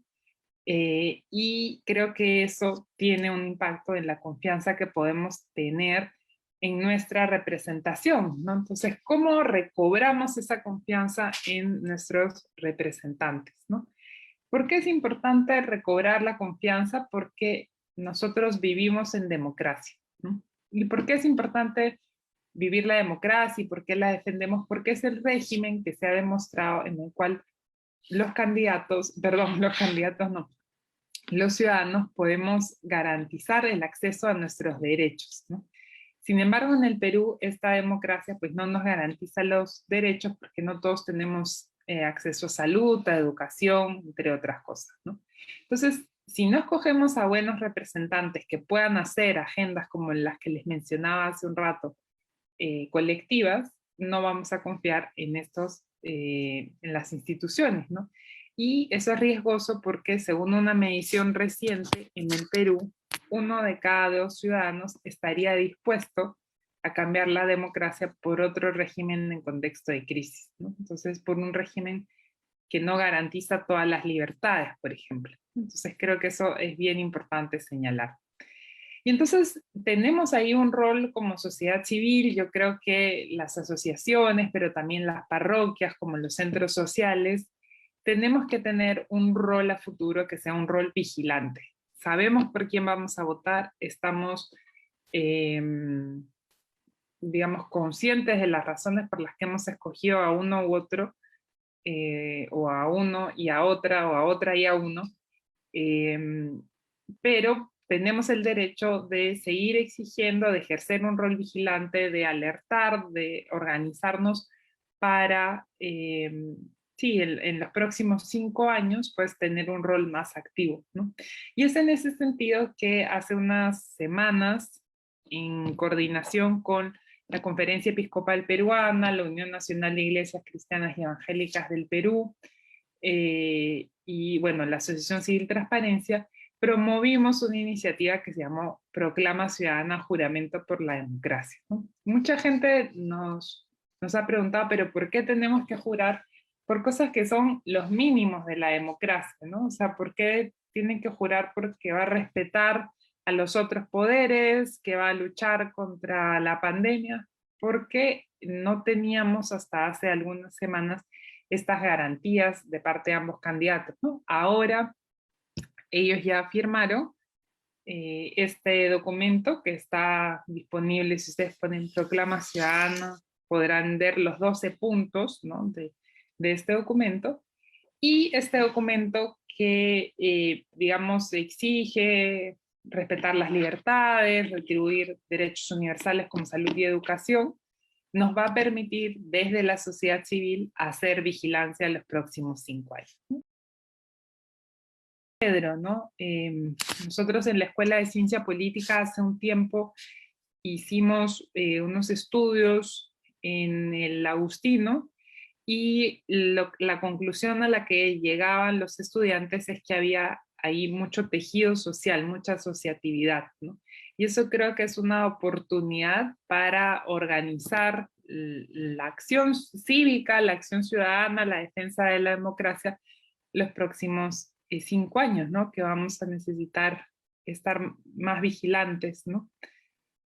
O, mejor dicho, podemos aprovechar una oportunidad, ¿no?, de estar ahí, de dialogar, y por eso estoy muy contenta de estar hoy con ustedes y de poder tener. Empieza por tener una conciencia, ¿no?, de lo que sucede en el país. Una conciencia a raíz de las desigualdades sociales, de las desigualdades políticas y económicas que existen. Luego también el ser consciente de la desigualdad y de la violencia por la cual atravesamos nosotras las mujeres, la situación de la infancia y adolescencia, también la situación de la educación, ¿no? Y este divorcio que hay entre la educación básica regular con la educación superior también. Y todos estos, digamos, desigualdades en torno a la vulneración de derechos por las cuales atravesamos, ¿no? Sin embargo, el ser consciente, el tomar conciencia de estas realidades que son muy diversas, me permite de alguna manera a pensar, ¿no?, de manera colectiva también, ¿no? Y ahí comienza con todo esta entrada desde la ciudadanía, ¿no? Esta entrada desde la participación en espacios colectivos, como el activismo a nivel de organizaciones de mujeres, el activismo desde las organizaciones de niños, niñas y adolescentes, y también el activismo como estudiantes, ¿no? Y ahora, bueno, como profesional también, ¿no? Y ciudadana en este país. A mí siempre me gusta resaltar, porque la esencia de la política es justamente la raíz de su palabra, que la política viene de polis, ¿no? Y la polis significa, más allá de su determinación o su definición desde Atenas y de los griegos, que significa ciudad-estado, yo lo trato de entender también desde la comunidad. ¿Y cuál es mi comunidad? Mi comunidad territorial es básicamente donde yo he crecido, donde yo he salido a jugar con la gente del barrio, con mis amigos, mis amigas, el mercado, los vecinos, las vecinas, y siempre los problemas que han ocurrido, que todavía, hasta el día de hoy seguimos teniendo problemas, y cómo eso se relaciona, ¿no? La política me hace pensar mucho en los temas que suceden en la comunidad, ¿no? Y justamente eso es con lo que yo quería empezar. Otra de las cosas que está muy vinculada a la experiencia política tiene que ver mucho con cómo darse cuenta, o sea, cómo ha sido el proceso de abrir los ojos y también de tener las herramientas suficientes. Yo creo que algo que bien decía Laila en su explicación también es cómo ella, por ejemplo, a través de la Ruiz de Montoya y a través de la organización, ha hecho política o está haciendo política, ¿no? Entonces creo que ahí encuentro yo un elemento muy, muy parecido que está muy relacionado con mi historia, ¿no? Cuando yo ingreso y tengo el acceso a la educación universitaria, más que el acceso a la educación primaria, no, perdón, a la educación secundaria, ¿no? En el colegio, que es más vinculado con mi comunidad, con San Juan de Lurigancho, esta experiencia en la universidad, y no solo en las aulas, sino también a lo que te invitan las aulas y a lo que te invita justamente el aprender, el conocer más de la historia del Perú o la historia del mundo, el tener algunos lentes conceptuales de cómo observar tu realidad y de lo que está pasando en ese momento, ¿no? Entonces, algo que me hace pensar mucho a mí en cuanto a mi propia experiencia política es justamente cómo somos estudiantes con conciencia, con saberes, ¿no? O sea, en ningún sentido traemos los saberes desde nuestras casas y de nuestra educación, pero al mismo tiempo complementamos y salimos porque hemos recibido esa educación privilegiada también, porque no es para todos, ¿no? Yo tuve una beca en la universidad y creo que eso fue muy fundamental. Y es en las aulas y es en las calles, ¿no? O esas intervenciones como estudiante, que se forja también el tema de poder protestar, ¿no? De poder alzar la voz y de poder sentir que uno realmente como ciudadano o ciudadana tiene la capacidad y puede organizarse y alzar la voz por alguna injusticia o algo que queremos cambiar en la sociedad. Yo les hablaba hace un rato de las investigaciones que hicimos en el Agustino. Laila era de esa promoción que hizo las investigaciones en el Agustino. Y nos parecía bien interesante, por ejemplo, el trabajo que se había hecho en torno a las banquitas, que había permitido que haya redes de mujeres que accedan a las microfinanzas, o la formación de líderes jóvenes porque se conectaban con otros líderes jóvenes de otros distritos. Entonces creo que, y ya para no extenderme, cerrar en esa idea de, si bien somos una sociedad fragmentada, también tenemos la posibilidad de formar redes que nos permitan el diálogo, ¿no? Hay una nueva generación muy interesada por la política, ¿no? Lo vimos en noviembre, donde no solo se movilizó una gran cantidad de jóvenes, sino ellos fueron los que dieron la línea en las formas de expresarse. Ahí, bueno, después podemos conversar, pero o sea, las cifras lo que señalan es que si bien los jóvenes fueron importantes, las generaciones de adultos se movilizaron un poco más, ¿no? Pero digamos, había jóvenes movilizados. De esos jóvenes movilizados, la mitad decía estar interesado en política, ¿no? Y entonces, si nosotros tenemos una nueva generación de jóvenes que como lo decían Jennifer y Laila, que discute de política desde su casa, ¿no? Que tiene prácticas democráticas, que reconoce al otro. Tenemos una oportunidad como país de pensar la representación de manera distinta, ¿no? Y entonces creo que ahí ustedes desde la parroquia, desde su comunidad, desde el barrio, tienen ahí como mucho trabajo también que hacer como formadores, ¿no? Como educadores. Yo por mi lado voy a seguir siendo profesora de ciencia política, ¿no? Que la gente dice, ¿qué hace siendo profesora de ciencia política en un país como el Perú, ¿no? Pero es precisamente para formar esa nueva generación en la que esperamos, o las nuevas generaciones que esperamos que renueven la forma de hacer política. Vamos a hablar un poquito de estos efectos de la COVID-19 y cómo es que las hemos ido sobrellevando en nuestro bienestar. Muy bien. Sabemos que la COVID-19 a nivel de investigaciones pues ha repercutido negativamente sobre la salud de las personas, sobre todo en población general, pero en particular también en poblaciones que están en más riesgo, que son más vulnerables. La incertidumbre asociada con esta enfermedad, más el efecto del distanciamiento que hemos ido teniendo, de estas restricciones, el aislamiento, la cuarentena, pues sabemos que pueden agravar la salud de nuestra población. Hay un temor, hay ansiedad que causa esta enfermedad, ¿no? Va siendo más agobiante, genera emociones fuertes, y tanto en adultos como también en niños. La forma en que la población ha ido respondiendo al brote depende de muchos antecedentes, de nuestra propia historia personal, de nuestra propia forma de ser, de aspectos que nos van diferenciando cada uno, ¿no? Y también tiene que ver mucho en la sociedad o en la comunidad, en nuestra familia, cómo va respondiendo cada familia, cada persona, cada comunidad. No obstante, las personas que pueden tener una reacción más fuerte al estrés en una crisis de este tipo incluye a ciertos grupos poblacionales, ¿no? En este caso, más vulnerables. Como decía Miguel, yo trabajo en un centro de integración, es una población migrante, muchas veces en tránsito. En este caso, viendo algunas investigaciones, tanto nacionales como internacionales, sea de Brasil, sea de Perú, sea de China, se ha visto que un grupo vulnerable es el tema de los niños y los adolescentes, incluido también aquí los jóvenes, todo lo que es infanto-juvenil. Por otro lado, tenemos a los adultos mayores y las personas con enfermedades crónicas, personas que ya tienen un diagnóstico antes de la pandemia, por ejemplo, personas que tienen un trastorno del espectro autista u otros diagnósticos, y también el personal sanitario, las personas que han estado y estamos en la primera línea.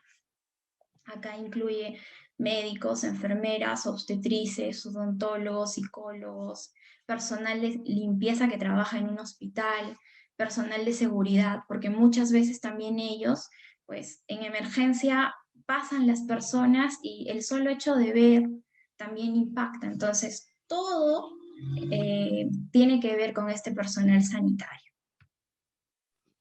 Muy bien. ¿Qué reacciones en la población existen? Primero, ante el aislamiento por COVID, es decir, si yo, Mafa, he tenido COVID, hay un miedo a enfrentar primero este mismo tema de la enfermedad. ¿Qué me va a pasar? Hay una cercanía a este tema de la muerte. Tal vez me voy a morir, o hay una incertidumbre, ¿no? Evitar acercarse tal vez también a los centros de salud por temor a infectarse. Si en algún primer momento ya me he infectado, ha pasado el tiempo, de alguna manera me estoy restableciendo, pero me puedo volver a infectar, pues también hay ese miedo, ¿no? Aunque incluso muchas veces uno no requiera la atención de estar en un hospital, ¿no? Yo he tenido pacientes que han venido o los he tenido en teleconsulta y que decían, bueno, no me siento tan mal, pero de todas maneras hay como que ese miedo. Temor a ser excluido socialmente, si has puesto en cuarentena, y de alguna manera una estigmatización por la misma enfermedad. Esto lo vamos a ver más adelante también en los mismos grupos vulnerables. Hay sentimientos muchas veces de impotencia, de aburrimiento, de soledad, de tristeza, de estar. Cuarentena muchas veces incluye estar en 4 paredes, estar solo en mi cuarto, me separan los cubiertos, me dan mi alimento y como que estoy ahí. ¿Y qué más hago? Ya como que me desespero, ¿no?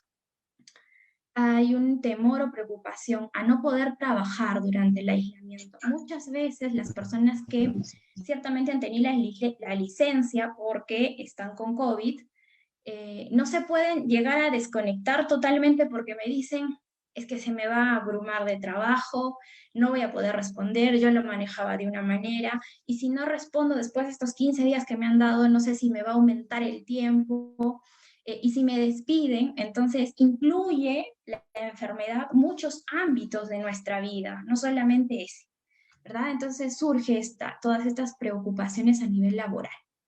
Hay un temor a la separación de los seres queridos debido al aislamiento, así como sentirse de alguna manera impotente por no poder protegerlos, y también tener miedo a perderlos, incluido aquí muchas veces la culpa. ¿Cómo es que me contagié? ¿Dónde? Y si los he contagiado a los demás, entonces va entrando esto de las interrogantes que vamos teniendo. Miedo a vivir la experiencia anterior a una epidemia previa u otras situaciones críticas, ¿no? Las personas que han vivido, por ejemplo, el terrorismo, que han vivido la guerra, o que han sido parte, porque han estado, son militares, personas que han vivido diferentes epidemias anteriores, pues ya tienen un miedo. Más este de la pandemia, que es más exacerbado, pues nos ponemos como que en una visión bastante estrecha de ver solamente lo negativo. Esto a nivel de personas que han tenido el COVID. ¿Qué debemos hacer? Bueno, a nivel de salud, primero la OMS nos dice que la salud es un estado de completo bienestar físico, mental, social, y no solamente la ausencia de afecciones o de enfermedades, ¿no? Y creo que ahí le incluiría yo también espiritual. La persona es capaz de hacer frente al estrés normal de la vida, de trabajar de forma productiva, de contribuir con su comunidad. Por ejemplo, en mi caso, cuando era más joven, de ir al voluntariado, de hacer las cosas de la universidad, ¿no? Ahora, por ejemplo, me dedico más a mi casa, a ver otras cosas. Entonces, todo esto incluye que tenemos que estar alerta de lo que nos va diciendo nuestro cuerpo, nuestra relación con Dios, lo que nos va diciendo nuestras propias relaciones con la comunidad, con nuestra familia. He puesto ahí bienestar mental. ¿Por qué? Porque muchas veces llegamos, primero, antes a la intervención, es decir, que si nos sentíamos mal, recién acudíamos al odontólogo si nos dolía la muela, íbamos al psicólogo si no nos sentíamos tan bien, si había incomodidad o algo que nos abrumaba, si íbamos, no sé, al ginecólogo también, o sea, por cosas que ya nos molestaban. Pero debe surgir el cambio, y ya se está dando un cambio, que antes de intervenir hagamos prevención. Que lo importante está en este aspecto de prevenir. ¿Qué podemos hacer? ¿Cómo podemos mejorar? ¿Cómo podemos mejorar nuestros hábitos para no llegar a que cuando ya me duela, sino ir viendo, ¿no? Yo no voy al dentista solamente porque me duele, voy para que vea si están bien mis dientes, si hay alguna caries por ahí que la cure. No quiero llegar a que esa caries aumente y ya me duela y antes esté la raíz, ¿verdad? Entonces, en ese sentido, hablamos de la palabra autocuidado en dos enfoques. En este enfoque positivo, donde vamos a desarrollar habilidades que nos permitan fortalecer nuestros recursos, aquello que ya tenemos, que hemos ido desarrollando, y que si no lo tenemos, podemos trabajar en ello, aun cuando no estén presentes los síntomas de desgaste, es decir, aun cuando no nos sintamos mal, y esto tiene que ver con la prevención. Y el enfoque negativo es cuando ya intervenimos, cuando ya nos sentimos mal, ¿no? Cuando hay algo que nos está molestando. Entonces, ¿qué debemos cuidar? Pues primero, hacer como un mapeo de todas nuestras dimensiones. A nivel físico, cómo me siento, a veces me duele el cuello, A veces tengo muchos dolores de cabeza, incluso incluso llego a tener una migraña e incluso a vomitar. Entonces, hay que hacerle caso a nuestro cuerpo. ¿Qué es lo que vamos sintiendo? Se contractura, etc. Emocional. Reúne todo este componente afectivo y significa aprender a identificar primero, a reconocer qué nos enoja, cuándo nos molestamos, cuándo sentimos miedo, nos sudan las manos, o en nosotros se acelera nuestro corazón cuando hay incertidumbre. Primero pasa por identificar o darle nombre a lo que vamos sintiendo. Muchas veces me dicen, me siento estresado, y la palabra estrés se ha generalizado, pero ese estrés, es desilusión, es tristeza, ¿qué es? Démosle nombre, expresemos, validemos, y después vamos a ir gestionando para ver cómo podemos mejorar. A nivel mental, ¿qué pasa normalmente y cotidianamente por nuestra cabeza? ¿Cuáles son esos pensamientos que vamos teniendo respecto a las cosas que nos van sucediendo, a las situaciones cotidianas? ¿Qué vamos pensando? Vamos diciendo, ay, no, tengo que hacer aquello, tengo que hacer esto, o ¿para qué hago las cosas? Mejor no. A nivel existencial, ¿qué sentido de vida tengo? ¿Cómo vivo mi vida? ¿Cuál es aquello que le da rumbo? ¿Cuál es el eje? A nivel espiritual, ¿cómo me estoy relacionando con mi fe, con Dios, con mis hermanos? Y a nivel social o relacional, ¿cómo están siendo mis interacciones? ¿Cómo podemos cuidarnos? Pues primero, debemos descansar con la mayor frecuencia posible, debemos de seguir teniendo nuestros hábitos, nuestras rutinas. Yo, por ejemplo, el día sábado suelo tener clases todo el día, desde las 8 hasta las 6 y con un corto del almuerzo, que son 45 minutos. Y normalmente me levanto, me baño, tomo mi desayuno, me cambio, si quiero me pinto y si quiero no, si me da pereza, y me pongo enfrente de la computadora. Entonces debemos continuar haciendo las cosas como si realmente vamos a salir, voy a ir a tal lugar, ¿no? Voy a dictar tal clase, etc. Debemos continuar con esas rutinas, no dejarlas, no quedarme en pijama todo el día, por ejemplo, ¿no? Porque muchas veces lo que está afuera también está dentro. Planificación realista del tiempo. Si yo hago una lista y pongo 10 cosas, y de esas 10 cosas solamente hago una, imagínense cómo me voy a abrumar, angustiar, porque no lo hice todo. Entonces, ser realista con lo que quiero hacer, con los objetivos para mi día o para mi semana, pero también ser flexible. Los horarios, los objetivos no nos tienen que llevar a la rigidez, sino más bien tienen que ser como que la guía, pero no significa que va a pasar tal cual. Previsión de los márgenes de tiempo, tener objetivos y alcanzar con sensatez lo mejor. No tenemos que ser perfectos. Observar el lado positivo, y yo también le aumentaría el lado real de los fracasos. ¿Por qué? Porque los fracasos son pedagógicos. Obviamente a veces por la emoción no lo vemos, pero si lo pensamos con más tranquilidad, dejamos que pase por un momento, no le damos tanta atención, podemos ver ese lado pedagógico, ese aprendizaje. Disfrutar los logros, es importante. Muchos me dicen, pero María o Fátima o Mafa, no estoy logrando nada, siento que no hay. Y yo les digo, ¿cómo que no? Si tú me estás diciendo esto no es, pero es chiquitito. No, pero es un logro y hay que celebrarlo. Previsión del tiempo para dedicarlo a nuestra familia y a nosotros mismos. Es importante tener espacios personales. En la medida que nosotros nos cuidemos, recién podemos cuidar al otro.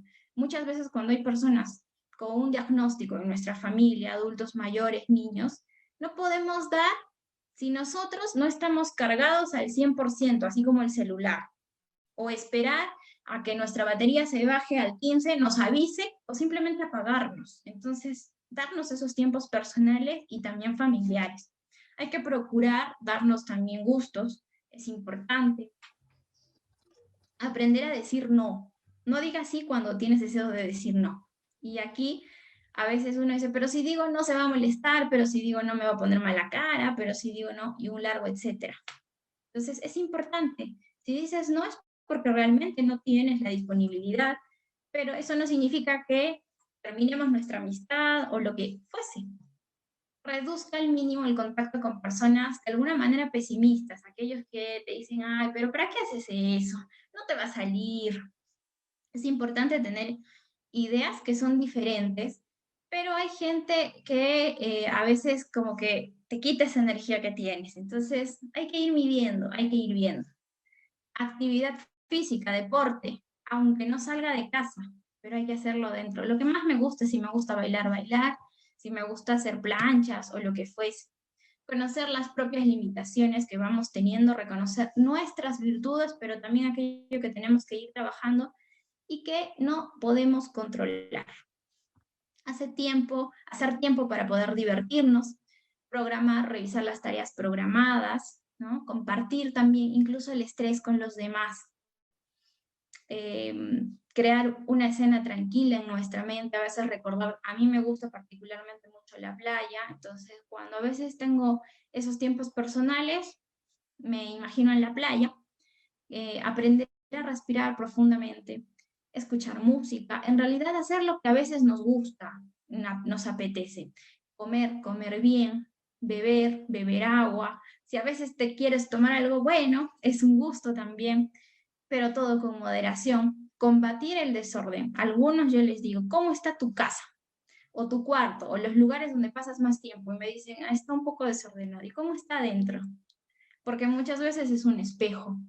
Cuide su comodidad física, participe y disfrute de la organización extra. Antes salíamos algunos el viernes o el jueves o el tiempo que teníamos libre para reunirnos con nuestros amigos. Ahora no lo podemos hacer de manera presencial, pero no hay que perder esos espacios, así como esta foto, ¿no? Donde van compartiendo lo que hacen, lo que sienten, cómo se sienten.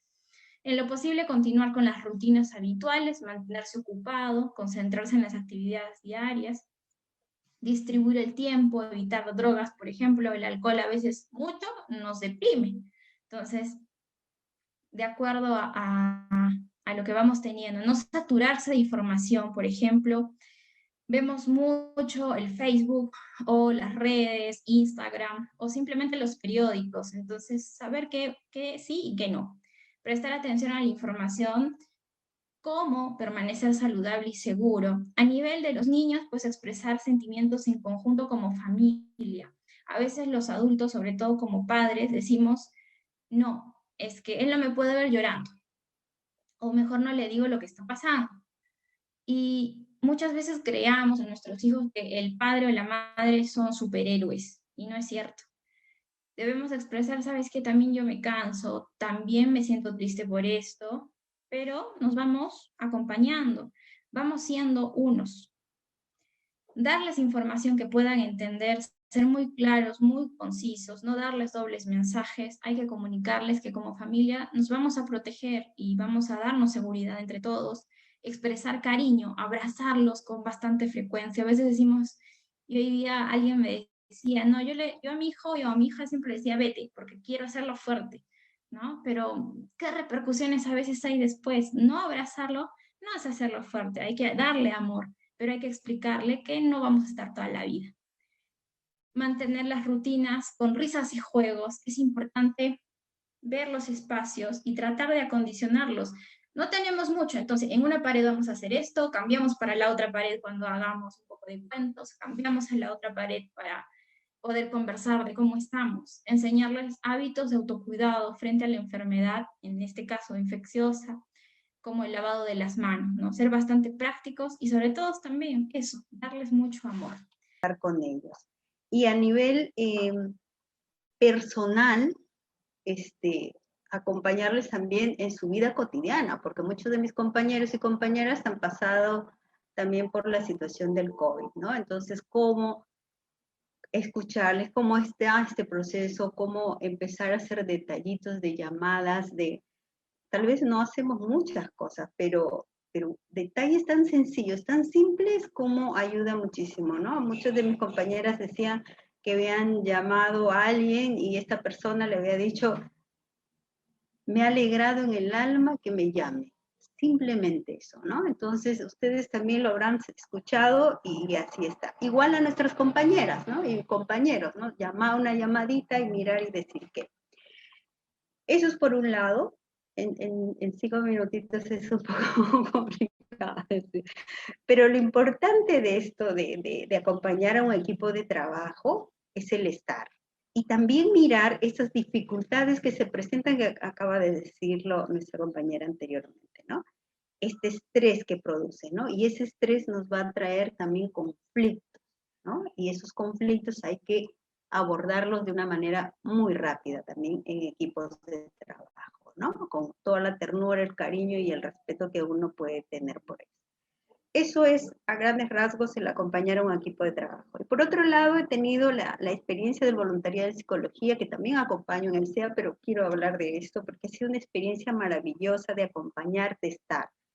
He tenido, desde el nivel terapéutico en psicología, acompañar a adultos que sí se ha presentado todos los efectos del COVID, pero en realidad se activan aquellas experiencias dolorosas de la infancia o de la adolescencia, ¿no? Entonces, no solamente es el tema del COVID, la situación, el estrés, los miedos, la incertidumbre y todo lo que pueda pasar, sino también cómo en esos momentos ¡pum!, se activa experiencias dolorosas cuando uno ha tenido 5 años, 10 años, 15, 20 años, ¿no? Entonces, no solamente ha sido una cuestión del COVID en los miedos, sino que ya se activan otros elementos que había que mirar. Entonces, de pronto, algunas personas que muestran dolores físicos, dolores en el cuerpo, no son dolores, sino son experiencias que vienen guardadas de atrás, ¿no? Eso con adultos y que se puede seguir trabajando también y que hay que seguir haciendo. Pero quiero concluir con el trabajo con niños y niñas. Ahí tenemos dos cosas que ir haciendo y que nosotros también como institución estamos mirando, y creo que todos, es una responsabilidad, es una corresponsabilidad de nosotros los adultos el mirar el salud emocional de los niños, de las niñas y el tema educativo. Ahí es cuando yo recuerdo bastante mi formación, tanto en la parroquia como también en la universidad, porque no todo eran libros, ¿no? También era la parte comunitaria, la parte social que se tiene que lograr en una relación médico-paciente, ¿no? Los pacientes ya están cansados quizá de que les digan que el COVID no tiene cura o tómate este medicamento y nada más, porque muchas veces ellos nos mencionan, ha venido doctor particular y me ha dejado una receta y me dijo tómate esto, o he ido a la posta, me dijo, tú tienes COVID por tu familiar, ya tómate un paracetamol y chao. Pero no les explican qué más hacer, no les explican cómo manejar su carga emocional. Y bueno, en la medida de lo posible trato de calmar la tensión que hay en casa, sí, porque muchas veces nos reciben de una mala manera, pero no podemos responder con violencia, no podemos responder de la misma manera porque ahí perdemos, no ganamos en la relación médico-paciente.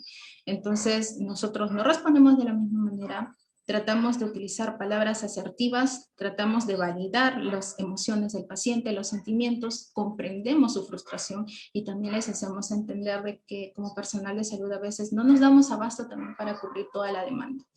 Ahí como que ya vamos entrando en confianza, evaluamos al paciente y también a mí en lo personal me interesa bastante el preguntarle, ¿y usted cómo se siente?